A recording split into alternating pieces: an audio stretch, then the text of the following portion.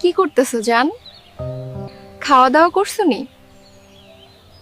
আমাদের জমিতে ট্রাক্টর দিয়ে হাল চাষ করতেছি আর খাওয়া দাওয়া এখনো করি নাই, একটু পরে করব। তুমি খাইছো নি জান? না জান, এখনো খাই নাই, কিছুই ভালো লাগে না। সারা দিন শুধু তোমার কথা ভাবি। কালকে দেখা কইরো। আধা ঘন্টা হয়ে গেল, এখনো আসতেছে না কেন? ধুর, ভাল লাগে না। জান রাগ কইরো না, একটু দেরি হয়ে গেল। রাস্তায় অনেক জ্যাম ছিল, তাই একটু সময় বেশি লাগছে। আচ্ছা ঠিক আছে জান। আমার ফোনটায় সমস্যা হইতেছে, ভালো করে চালাতে পারছি না। বাবাকে বলছি একটা ফোন কিনে দিতে, বাবা বলে টাকা নেই। তুমি একটা ফোন কিনে দাও না জান। কি ফোন কিনবা জান? আমি এক সপ্তাহের মধ্যেই কিনে দেব। আইফোন 18 প্রো ম্যাক্স কিনে দিও। ওরে বাড়া, আইফোন 18 কিনতে গেলে তো আমার কিডনি বেচা লাগবো। আমাদের রিলেশন 6 মাস পার হয়ে গেল, তুমি এই পর্যন্ত কি দিছো আমাকে?